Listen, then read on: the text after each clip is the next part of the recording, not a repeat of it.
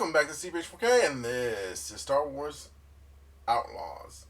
We're just going to look at the various editions, and we're just going to talk a little bit about the controversy that surrounds this game, because there is a number of controversies. The most prominent was, I think, the one that I sort of alluded to in my trailer breakdown.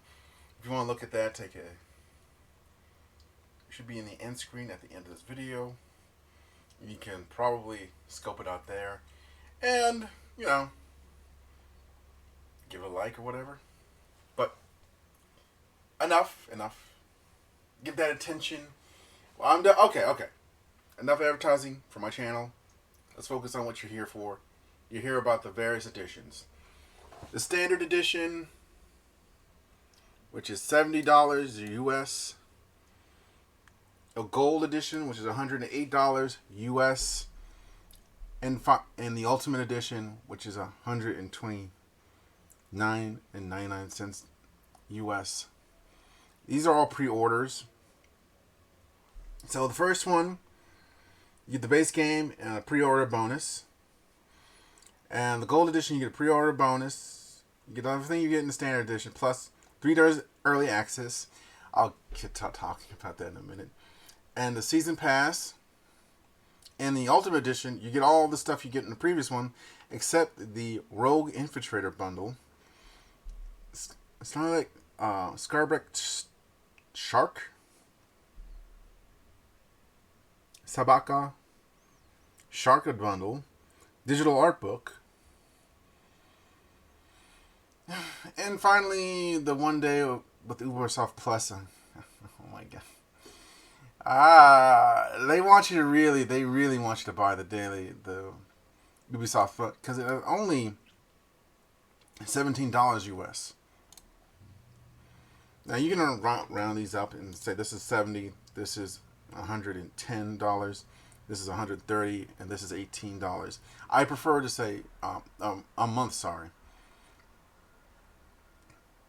I prefer to round them up so I can have a better idea. Because, like, let's be honest, you're counting the 1 cent. I'm counting the 1 cent. I'm counting this like $18. You know? But, enough about me. Let's just focus on the thing. The Ultimate Edition. This is the one people want to go for. You can tell that's what's happening right now. This is the one people want to go for. It has the cheapest amount of money you're spending. If you spend it for 3 months and you just drop out, you won't even come to half the cost of this. Wait, what? Like 18 on.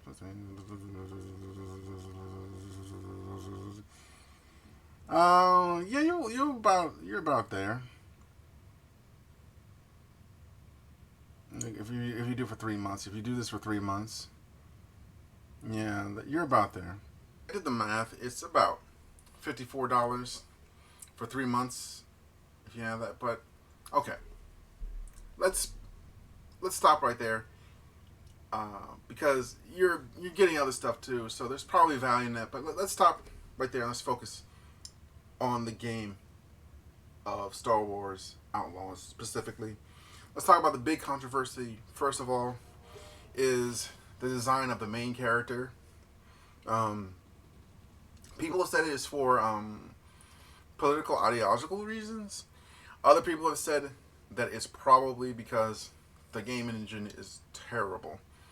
I tend to be in the game engine is terrible camp.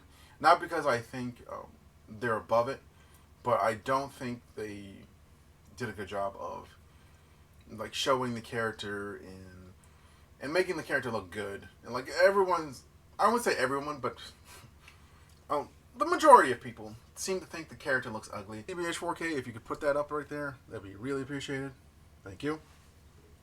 So yeah, my overall thinking of the character design being ugly might to do with the fact that it's on a new engine, or the engine has problems, or Ubisoft didn't do a good job of designing the characters' facial features. Like, that might be the issue. And the reason why it's such a big issue for some people is, well,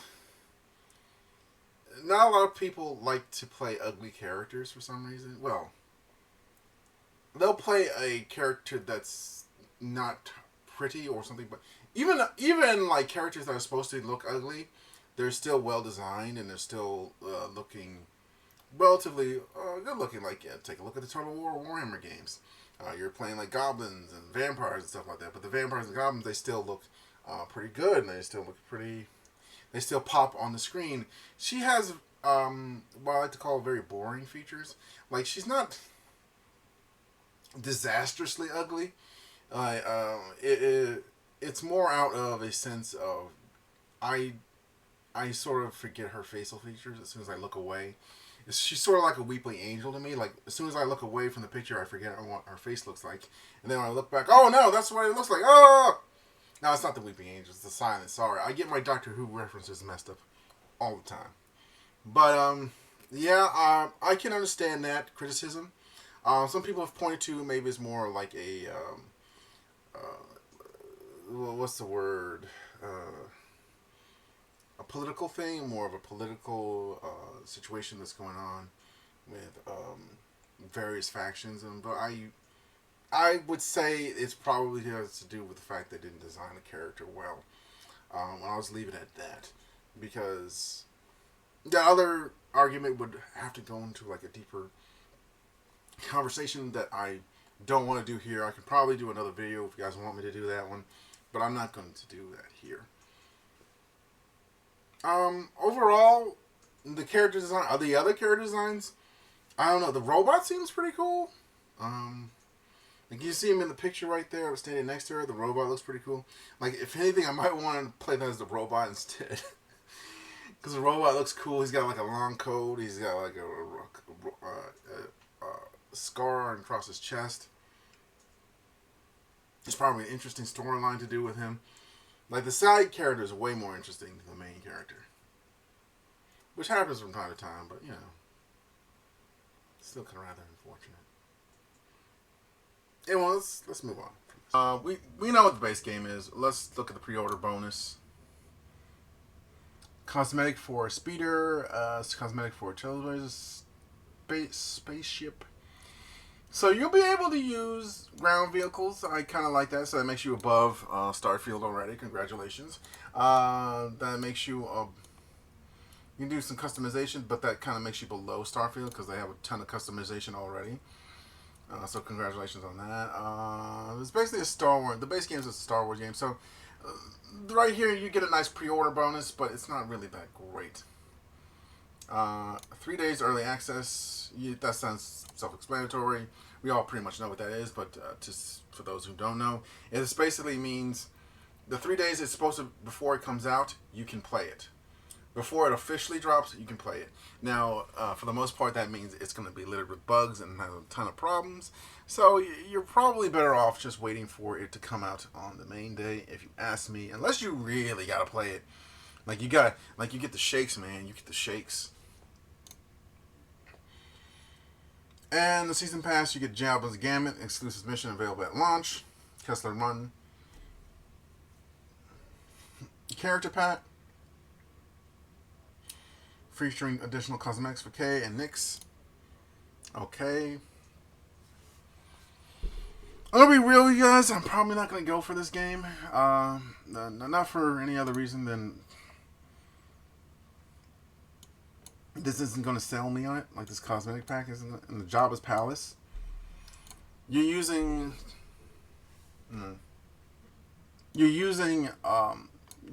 Jabba's Palace here. And let's be honest, yeah, we saw it in the story trailer. Again, watch my video for that. But I'll just say this about Jabba's Palace, the Jabba whole thing. Like, the Disney trilogy did a lot to sort of try and establish a new, well,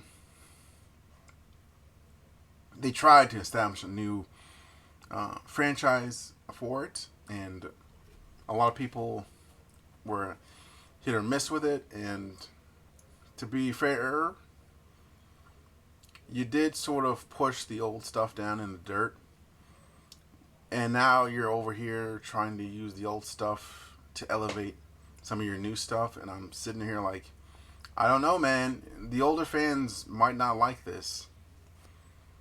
And speaking as an older fan, like, I don't really care about Jabba's Gambit. Like, you're not enticing me with that. That's just from me, personally.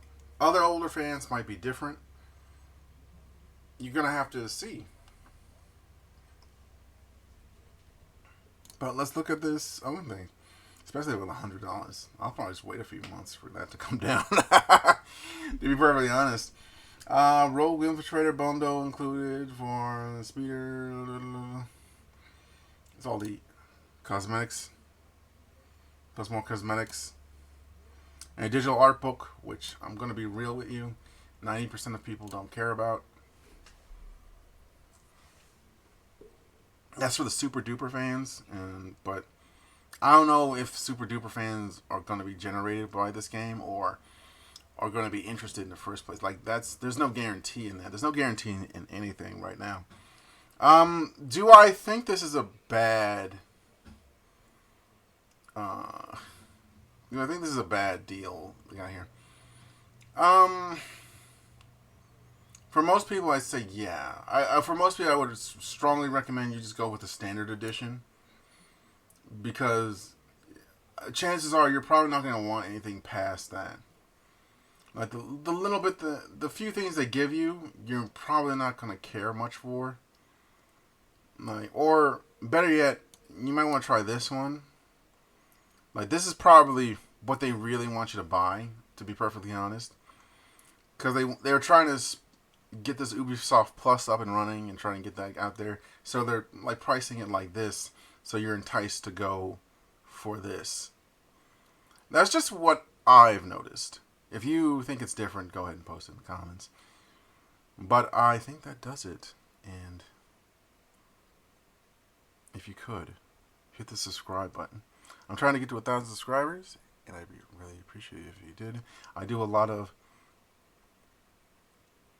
news breakdowns and breakdowns of trailers and breakdown of upcoming games.